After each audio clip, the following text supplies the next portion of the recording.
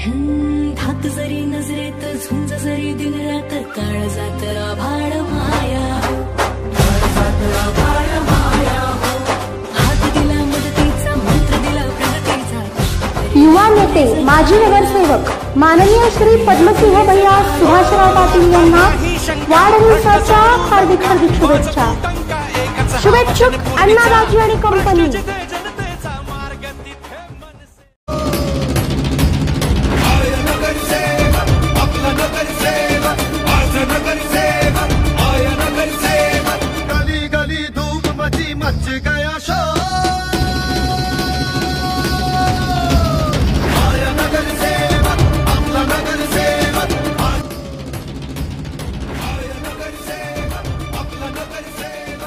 युवा नेते माजी नगरसेवक माननीय श्री पद्मसिंह भैया सुभाषराव पाटील यांना वाढदिवसाच्या हार्दिक शुभेच्छा।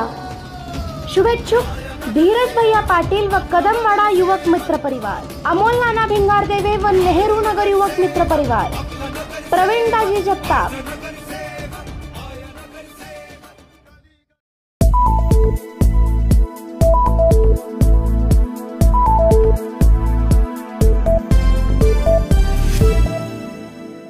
खानापूर आटपाडी मतदारसंघात बसणार मोठे राजकीय धक्के।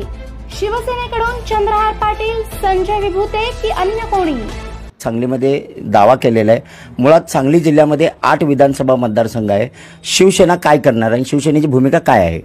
मूळ खरं ह्या दोघांनी ज्या जागा जाहीर केल्या आहेत किंवा लढण्याची ज्यांची अपेक्षा व्यक्त केलेली आहे, तर विधानसभा मतदारसंघ आहेत 8 आणि ह्यांनी जाहीर केलेल्या जवळ 10 जागा होत्या।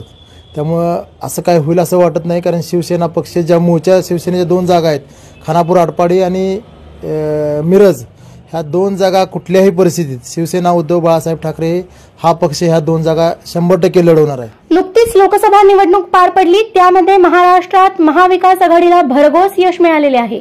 आता विधानसभा निवडणुकीचे वेध लागलेले असताना खानापूर आटपाडी मतदारसंघात मोठे राजकीय धक्के बसण्याची शक्यता आहे। लोकसभेला शिवसेना उबाठा गटाचे चंद्रहार पाटील यांनी उमेदवारी केली होती, त्यामुळे विधानसभेलाही ते इच्छुक आहेत। तर शिवसेना जिल्हाध्यक्ष संजय विभूते हे जरी इच्छुक असले तरी त्यांनी वैभव पाटील व पडळकर यांना शिवसेनेकडून उमेदवारी करण्याचे जाहीर आवाहन केले।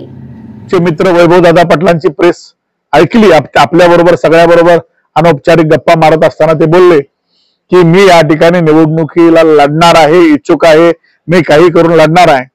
मला खरं तर त्यांना सल्ला द्यायचा आहे की ज्या वेळेला महायुती आणि महाविकास आघाडी होत असते, त्यावेळेला तिथला जो स्टँडिंग आमदार असतो, त्या स्टँडिंग आमदारला ती जागा सुटते, हे साधं आणि सोपं करीत आहे। आणि त्यामुळं या ठिकाणी ही जागा शिंदे गटाला जाणार, यात काय ज्योतिषानं सांगायची गरज नाही।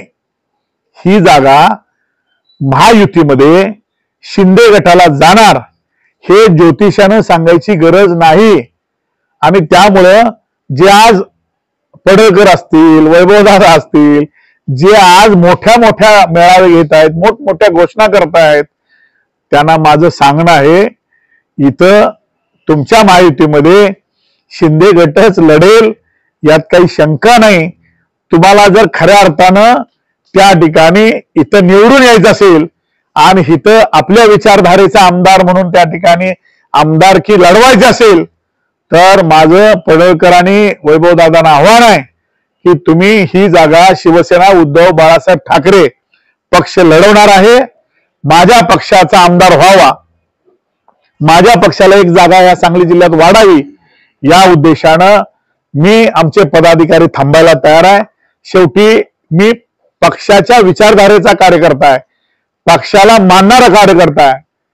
मी त्यांना जाहीर खुलं त्या ठिकाणी ऑफर देतो, विनंती करतो की शिवसेना उद्धव बाळासाहेब ठाकरे पक्षात या। खानापूर आटपाडी मतदारसंघ हा अनिल बाबर यांचा बालेकिल्ला असल्याने महायुतीमध्ये हा मतदारसंघ शिवसेना एकनाथ शिंदे यांच्याकडे राहील असे दिसत आहे।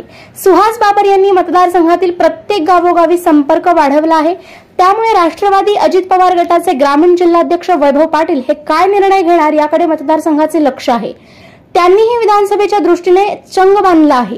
या सर्व घडामोडींमुळे खानापूर आटपाडी मतदारसंघात आता नेत्यांची वक्तव्य प्रसिद्ध होऊ लागली आहेत आटपाडीकडूनही अनेक जण इच्छुक असून ब्रह्मानंद पळकर यांनीही खानापूर मतदारसंघात संपर्क वाढवला आहे. त्यामुळे विधानसभेची निवडणूक अत्यंत अटीतटीची होणार आहे असं दिसत आहे.